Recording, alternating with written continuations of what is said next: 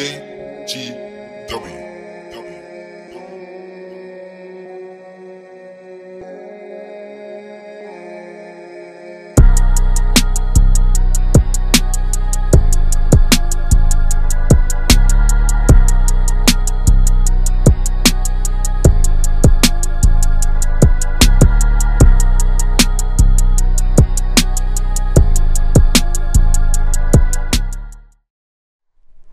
All right, everyone, welcome to Real Shop Talk.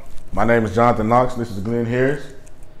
So, I'm gonna let him start off. We're gonna start off talking about how the podcast came to be. And go take it away, my guy. I think the podcast came from regular people thinking about how to get their ideas out there. Right. And you look around, everybody got a podcast, from Joe Rogan to the regular Joe Blow. On the, everywhere. Everybody. So when I'm cutting John up one day, we always have interesting conversations. Right. So yeah, fuck it, let's do a podcast. Right. And so now we sitting here, and he's gonna introduce himself, and I'll come back with my introduction, and we'll keep it rolling that way. Right. Go ahead, John. All right. Like I said earlier, my name is Jonathan Knox. I'm just a young African American male trying to make it out here. But now, for real, I graduated this past spring, May 2018, and now I'm in photography now. I'm loving it every second. I'm an aspiring photographer. Me and Glenn always had interesting conversations, like we said, in the shop, always. One thing I always talk to Glenn about, he's like, what we going to talk about in the show? What we going to talk about? I said, bro, you got the content right here in the shop. You got a whole, before we do another podcast, just talk about what folks talked about in the shop, current events and everything like that. So, boom, we here. And I'm loving it. I'm excited for it. It's our first episode. We're gonna make it keep going though. Let's see how I kind of do this. 28-year-old college graduate, if that matters. School's overrated. But I'm an entrepreneur. Big dreams. One current shop, barber. I cut hair, and some other business ventures. But we'll get into more of that later on in the podcast series, because this will be an every week thing. Right. So if you like what you see, you like what you hear from this episode on, click subscribe. And every week, new information, new material. Right. And also on the pages, if you want to send questions in, or send questions or answers or anything like that, any comments, we got it. We'll talk about it on the show if it's good enough. That's what we'll do. So we're gonna hop right into it.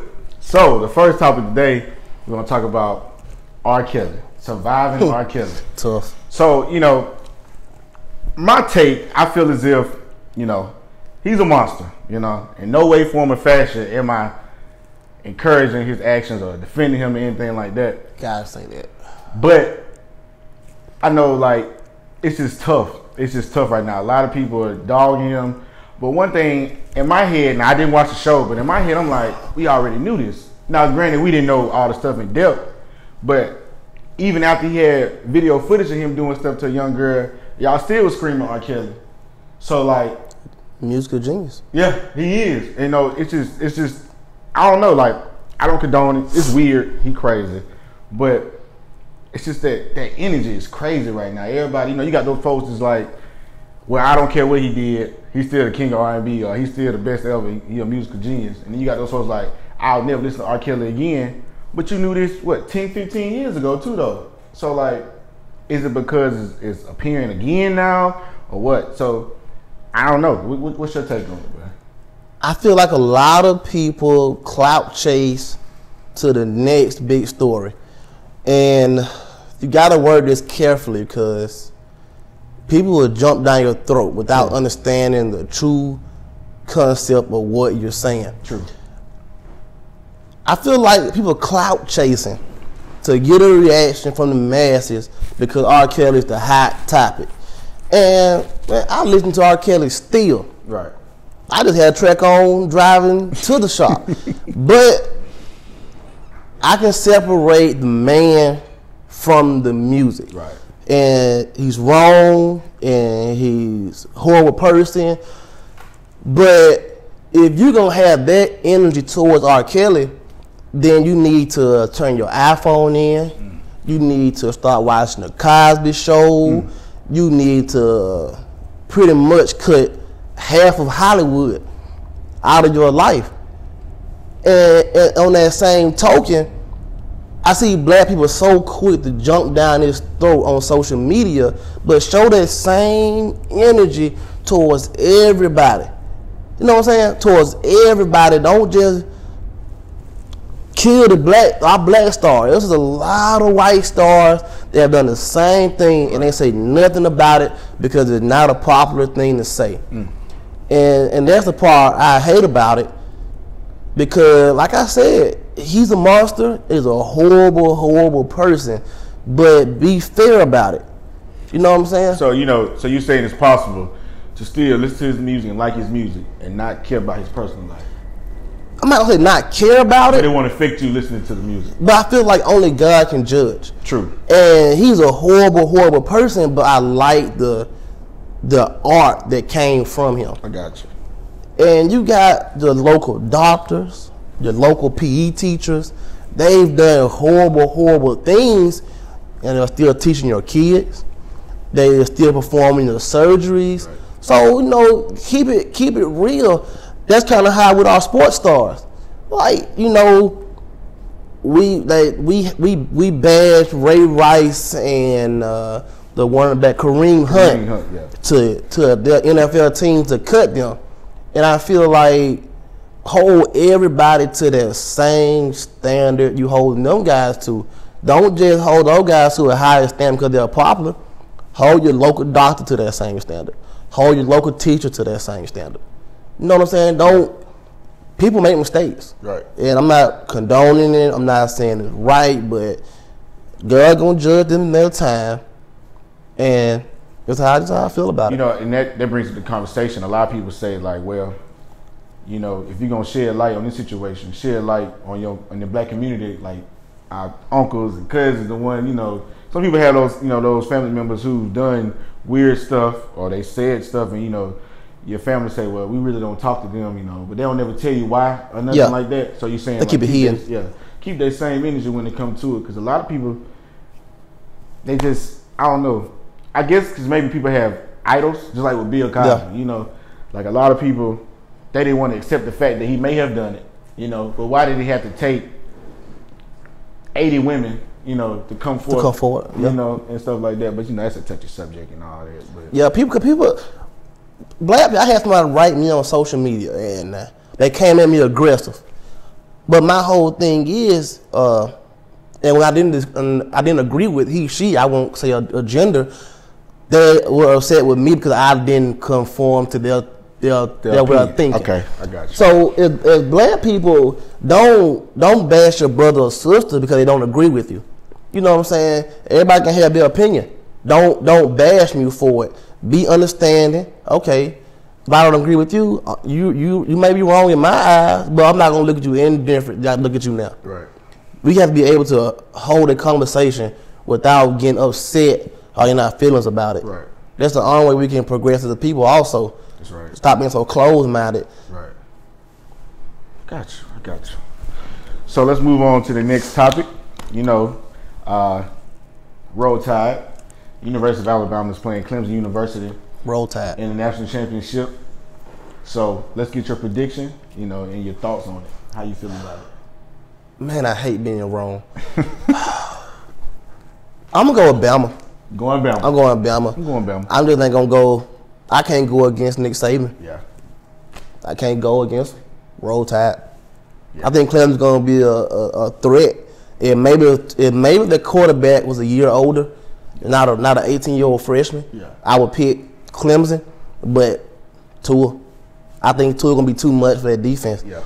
I honestly do. I think I'm going with Bama. And I'm going to give a score prediction. I'm going to say 28-7.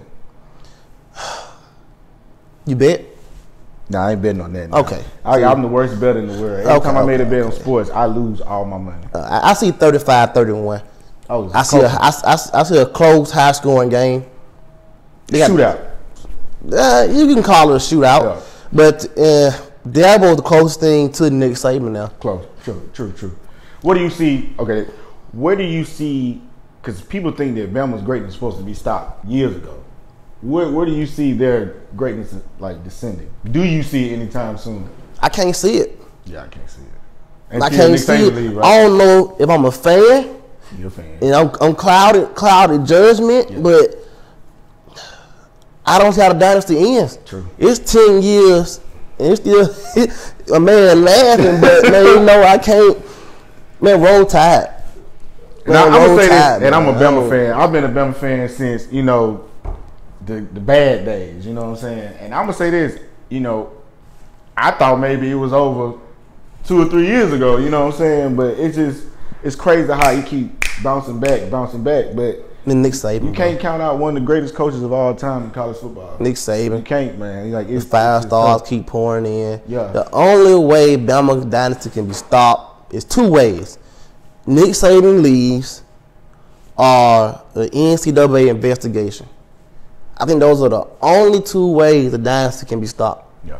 Other than that, I don't think it's coming to an end. Yeah. I don't see how. I think, in my opinion, that's just an opinion, I think Dabo's coming home, the coach, after Nick Saban leave. What you think? Yeah, but do you think Dabo can keep that same tradition going that Nick Saban has? I mean, the expectations are going to be real high. They're going to be real high. You know what I'm saying? So, in this situation, I think Nick Saban first year, he went 6-6? Was something like that? Well, 7-6, something like that. Yeah. But and people were like, I don't know. I mean, I think. See, the thing about when you come behind a great, you may not ever get to what they're doing. You know what I'm saying? We have to be realistic in it as fans. You know what I'm saying? Like, granted, let's say we get a great coach, we may win a championship or 2, but you're not gonna get that Nick Saban type deal. You know what I'm saying? So like, we just got to be realistic about the situation. Like, you won't. I'd be more surprised if you get 2 Nick Sabans in a row. You know what I'm saying? Yeah. Think about it. The last one we had, Bill Bryant, how many years since we had the closest thing to Bill Bryant? Whew. You see what I'm saying? Yeah. So, like, I don't know. We're going to see how many people still going to say roll tide. But I don't know who the coach was in Bill Bryant era, but I don't think they can hire the second best coach. And hiring Dabo would be hiring the second best coach, maybe of our generation. True. And I'm not forgetting about Urban Meyer, but Urban Meyer had a lot of sketchy stuff going on in his life. Dabo was just like Saban. Yeah. It's been kind of squeaky clean pretty much. Yeah. And that's why kids keep coming. You coming into an environment that is scandal free. True. And NFL bound. When you come to Saban, that's your best shot of getting to the NFL. You're gonna be in a great system. You're gonna be coached up well, and his NFL connections are probably second to none. True. So I don't see Bama Dynasty stopping. And maybe I'm a fan. Roll Tide once again. But hey, maybe I'm a fan, but keep saying Roll Tide to every season. And for a while, I was a secret fan. It pains me to say this. I know. You screaming go Ducks in here the whole time. I used to talk bad about Bama. You did. You used to bet against them and anything. Yeah, I lost money. You was a fan. But I was a fan. And I'm here to say on the podcast, I was a hater. I came home. Roll Tide. Roll Tide. Roll Tide. It usually happens. You a Golden State fan too? Nope. Oh, okay. That's right. LeBron, right? King James. That's right. King. That's right. GOAT. Great. Okay, wait. Before we go to the next topic, let's talk about this LeBron James, right? Recently, on his show, he stated that he felt like he was the greatest of all time, beating the Warriors when they were down 3-1. GOAT James. Right? How do you feel about him actually speaking on himself as being the GOAT, still in the league and everything like that? I think people are mad because he said it. Okay. People feel like they want you to feel that way but not speak on it. Right. But and that's a contradiction because you still feel we want people to be honest in the media, but now you saying lie. Right. I want to hear the truth. Yeah. He feel like he the GOAT. You the GOAT? I feel like he the GOAT. I love to hear him say it. Yeah. GOAT James. I got 2 stances on it. My first stance is like, I've always liked those players and coaches, anybody like this who's humble. Like, you the GOAT, you know what I'm saying? But you're going to speak on it, you're going to always put your team first and everything. But the other side of me is like, if you know it, say it. You know what I'm saying? That's the arrogant, cocky side I have. Like, say it. If you feel like that, say it. If that's your truth, live it, speak it, say it. You know what I'm saying? Like, you ain't got to not be yourself to make other people be happy. You know what I'm saying? I feel that. Yeah. See, the people try to bring up that, Michael Jordan, was saying that he couldn't say. I watched the interview. He couldn't say that he's the greatest of all time because he didn't play with Wilt Chamberlain and everybody else. You know. So but, what? Like, you know, like one time I always argue with my pops about, like, he was like, LeBron couldn't handle the league back then. You know, like in the 90s. See, I hate that argument. The game has evolved. You know what I'm saying? They had to beat people up. That's not basketball. You know So I feel like whatever area you were raised in, that's what your mind adapts to. We're gonna think that regardless. Yeah. So if your mind's in the 1970s and you grew up in that era, you play tougher basketball. True. If you grew up in the 2000s, you adapt to the foul calls. Yeah. You adapt to the game you're in. And like I said, even with Michael Jordan and LeBron, my man GOAT James, Mike had the best team in the 90s. True. Scottie Pippen, Rodman, him, those are Hall of Famers. Right. Every team he played had at the max 2 Hall of Famers. True. Besides the Lakers team he beat, but that team was washed up and was kind of on the way down anyway. Right. But when LeBron goes to the championship, he's playing the greatest of the greats. It's true. Some of the greatest teams that are in NBA history, LeBron had lost to. This Warriors team now is probably the best team of all time. The best team of all time. I agree with you. The best. You got 4 Hall of Famers. It could be 6 this year. I think Steph's going to make it. I think Clay. I think Draymond and Kevin Durant are locks. Right. Draymond, stat-wise, but win. Right. What he brings to the team, Hall of Famer. The meme. If Boogie can recover from this injury, I think he'll be a Hall of Famer. Iguodala, Finals MVP. 3 championships or 4 championships? 3. I think Hall of Famer. Yeah. So LeBron going up against 6 Hall of Famers every time. Right. So you know what I'm saying. So I think Jordan didn't face that. Yeah. Jordan's hell of a player. But the hill LeBron has to climb to win. Even that Spurs team he beat, Duncan, Hall of Famer, Kawhi, Hall of Famer, Ginobili, Hall of Famer, Parker, Hall of Famer, Green, All-Star, Popovich, Hall of Famer. Yeah. LeBron coming to you with Spoelstra. Yeah. We can all agree Spoelstra is not a Hall of Fame coach. You know what I'm saying? Right. He's not a Hall of Fame coach. D-Wade, kind of washed up toward the end. Watch out now. You a fan. But you know what I'm saying? But GOAT James has to deal with a lot. Right.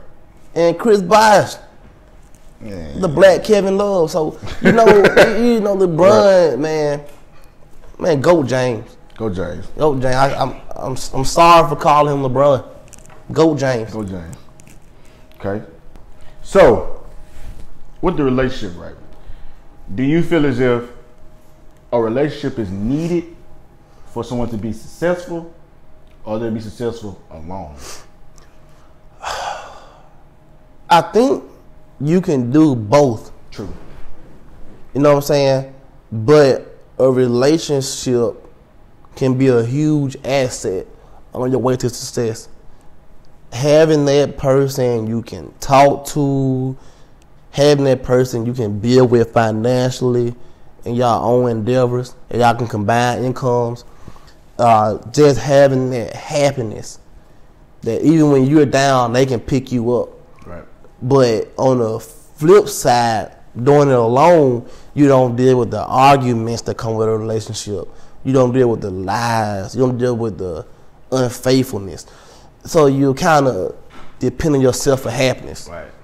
So I think if you can find somebody that brings their own happiness to the relationship, but they don't depend on you for their happiness, I think you can make something beautiful.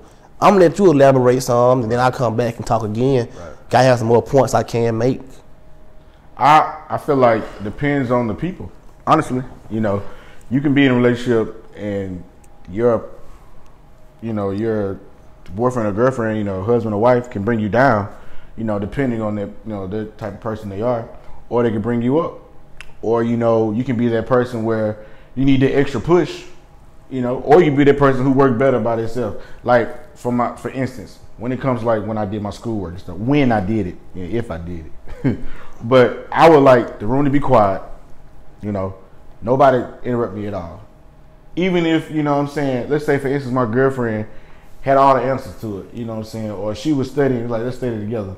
Okay, it's different ways to it, but if I need to actually understand and comprehend it, I can do it on my own, you know. And like, I don't know, I guess it's how I was raised too though, because, you know, I got 3 sisters, you know, so coming to me, I feel like, you know, a lot of stuff I can do it myself. I don't need your help, or they couldn't hit me at all, you know what I'm saying? So I had to learn how to do it on my own, you feel what I'm saying? You know, I had my help from my pops and stuff, but like certain like life situations, you know, people who have siblings, you know, growing up, you know, it's easier. But you know, me, you know, being the only dude, you know, besides my pops, you know, learning stuff on my own. So I always felt like, okay, if it's something I could do it on my own, until I realized sometimes you need that extra help. You need that person always in your corner. You know what I'm saying? So that's just how I feel about it. Like I said, it all depends on the type of person that you're with or how you are. But how hard is it to find real? I think a lot of people use the word love, but don't understand it. You know what I'm saying? Because a lot of people, when the times get rough or the times get real, they leave. Then they use the excuse, I'm looking out for self. It's nothing wrong with that. Right. But I think you need to realize you weren't in love. Because when you love a person and you cherish them, you fight through adversity. True. You fight for what you want. You know what I'm saying? Right. If I know I love this person and we going through hard times, but I know she's the one, I fight for it. Right. I can't bear to see you with someone else. You know what I'm saying? I can't. So, cause I know I want you in my life. And I think when you really found that, that's when you push through. Because it's not gonna be easy, but when you know it's what you want, like when you know it's what you want in a relationship, you go for it. Right. You go for it. It's point blank. So you feel as if people don't make it past their humps, it really wasn't love. It wasn't love. It wasn't worth it. It wasn't worth it. And that's why I said love is. Because you're going to have them bumps in the road. And it may be you. It may be me. You know what I'm saying? It no matter what side it comes from, you fight through it. Right. If it's really love. Now, you don't only deal with so much. But at a certain point, you have to walk away. Right. But if it's really love, and you know that's a person you need to be with. Well, not need, you want to be with. Want to be with, you fight for it. And if you walk, then, you know what I'm saying, that wasn't meant. It's nothing wrong with that also. But when it comes to success, because I'm an entrepreneur now, and I got to shop, and I got to build, and I have stressful nights. You know what I'm saying? I don't need that person that gives up and walks away. Right. I need that person that'll fight through it. Right. You know what I'm saying? So that's how I feel about it. Gotcha. To be honest with you. Gotcha. I think that's what it comes down to. Gotcha. All right. On this segment of the show, we got a special guest. This is my brother. People know him as James Cox, but this is Alex. This is not James to me. This is Alex. So I just want, me and Glenn want to make sure every once in a while we have people on the show bring their story. We can talk about current events and everything, but let's talk about some real stuff. We got some real life influencers. Like we got real people who can change how people feel about certain stuff, how they life and stuff right here in our own city. So wanted to bring somebody in that everybody would know, locally and everything. So James Cox, you go ahead and give your rundown and everything, bro. Man, I appreciate it, man. I appreciate Jonathan and Glenn for bringing me onto the podcast, man. It's definitely a blessing, man. Like you said, man, I'm James Cox, man. I'm from Tuscaloosa, Alabama, man. I was playing football there. Well, a lot of people may know me. I was a 3-star. I went on to sign my letter of intent, and I played as a true freshman and a sophomore at the University of Southern Mississippi. A lot of you know that's where Brett Favre and, a lot of greats came from. Law. Something counts as Cordero Law, man. That is a dog there, man. Law was down there. But, while I was down there, man, I had a great time. I was, like I said, I played as a true freshman and a sophomore, but I did something. I lost my focus, man. I lost my focus, and I was arrested. And, I went to prison. I just got out recently 2 months ago. I served 30 years in the Department of Corrections for armed robbery, And you know, it definitely was something that is not as heinous as they make it sound, but it was something that God took me through because I had to change, you know. And I definitely feel like if I wouldn't have went through that, then I wouldn't have changed. But man, just to show you how good God is, man, I'm sitting right here with them. I'm already enrolled at school here, finna get ready to play football and continue my career, man, with another blessing here at West Alabama, man. So, like I said, they brought me onto the podcast, man, just, you know, just trying to shed some light on a few subjects. I appreciate that, bro. So, you know, instead of, you know, not getting too deep in the situation and everything, and you touched bases on it a little bit, but like, tell them how you feel now. Like, tell them like how differently you view life and every little thing. Like some stuff people take for granted, everything, you know. Tell her how that makes you feel now. I mean, you know, it's really those small innocuous things. You know, me and Glenn was talking earlier. And it's the small things that you wouldn't think make the biggest difference. That when you're incarcerated, you miss so much. Oh, you were tough too. I'm looking at school, the crew, Arkansas, Cincinnati, Indiana, Mississippi State. Hey, my boys, they deal. Hey, okay, it's not playing. So, you know, I think the biggest thing for me was simple things. Like I say, it's like, you get your mail and your mail is ripped open and handed to you. Right. Everything that someone who loves you has poured into a message that was only meant for your eyes has been read by countless number of people. Right. You know, you can't use the restroom just by yourself. You're in a zone with 60 other people. So you have to defecate and urinate while wondering if other males are watching you. You know, some are in certain cases. You're in the same shower with people that have all different types of rashes. People have HIV and AIDS, and you're in there with them. So, you know, it's just the small things, man. Like being able to go and check my mailbox on my own, man. I just don't take anything for granted now, man, because I know life is so precious, bro, and it can be taken just like that, man. Right. So, it's most definitely my stance. I'm grateful for everything. Most definitely. Definitely. So, during this process, because we all deal with adversity. Right. But, you know what I'm saying, I can't compare my adversity to that because, like, that's your freedom. Like, you know what I'm saying, that's gone. So, how is life now adjusting from being a 3-star recruit, schools calling, to going to Division I, you the man on campus, to being incarcerated, now you're signed with the University of West Alabama. Like, so how is it now? Like, how you adjusting to that? Because a D1 to a D2, that's a big drop. It is a big adjustment. And, you know, when we spoke earlier, you know, I think you just hit the nail on the head.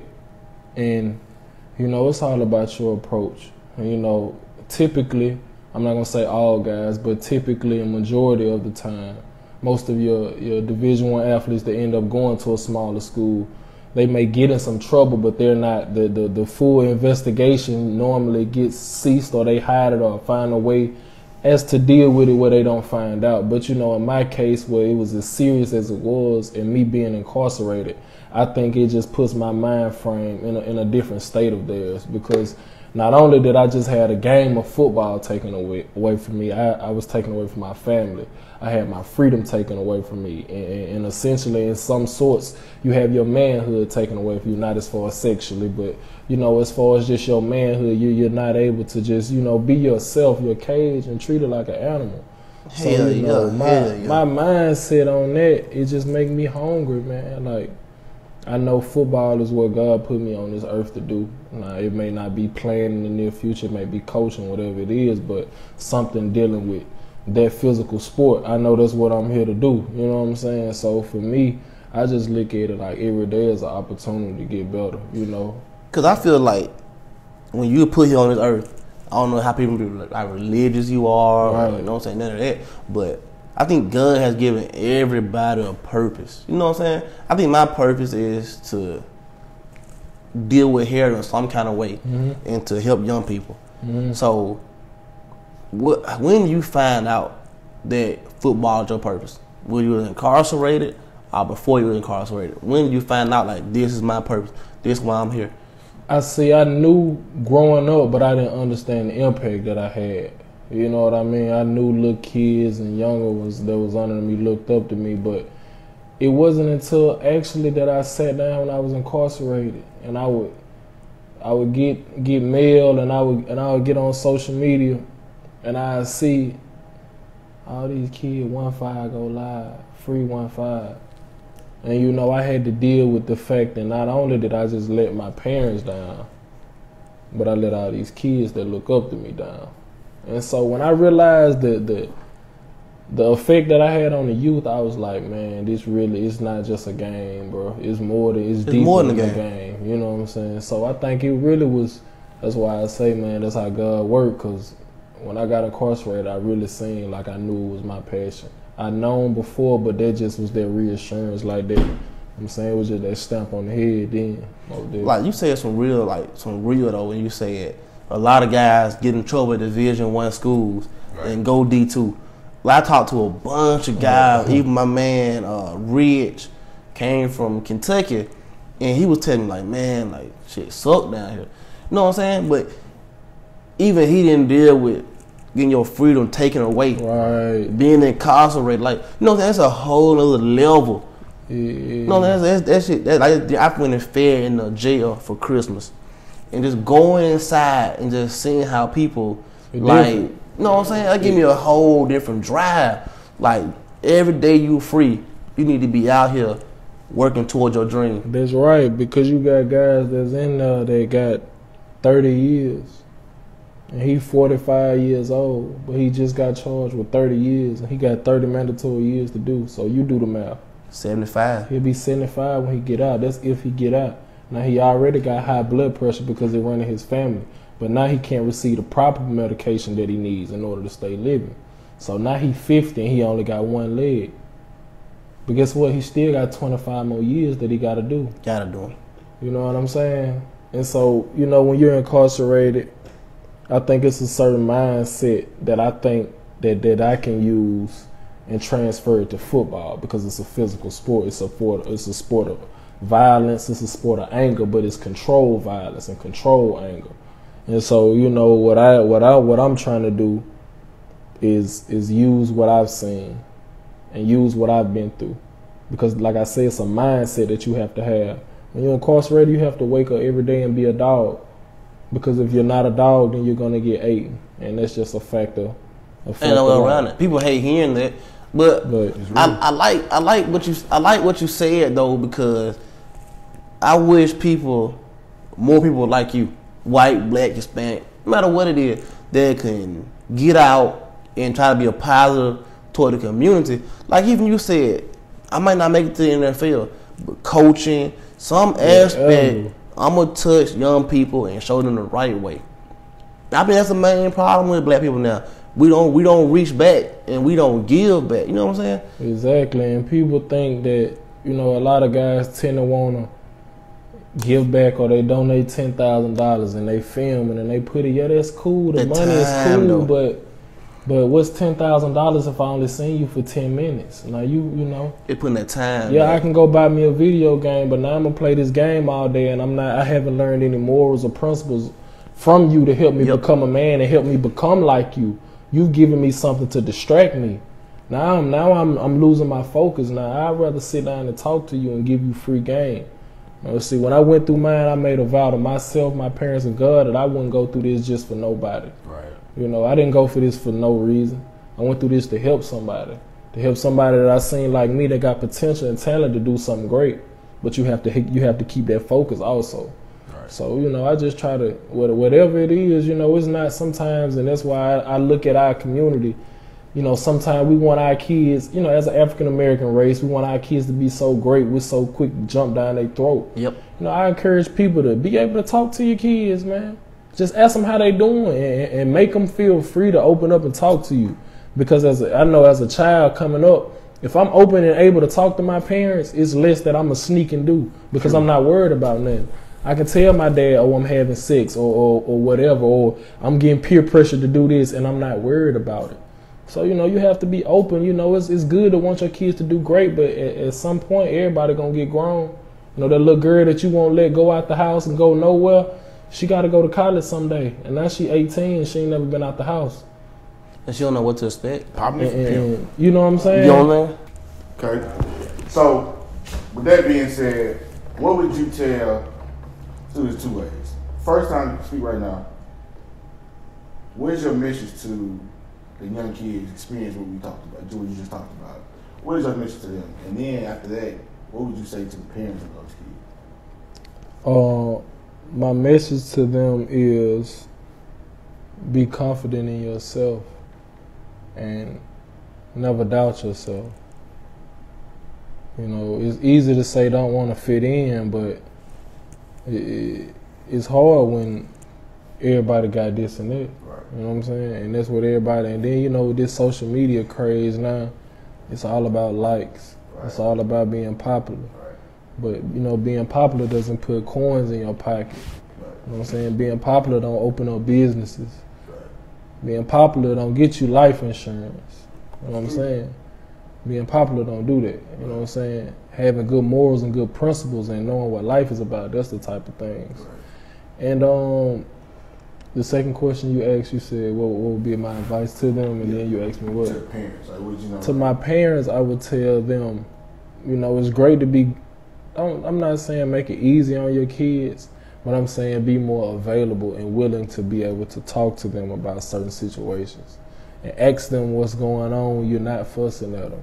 Or when they're not cleaning up and you're just around the house, be able to talk to them and let them know you're not supposed to be their friend all the time, but it needs to be some form of a relationship outside of you being just their mother. You know what I'm saying?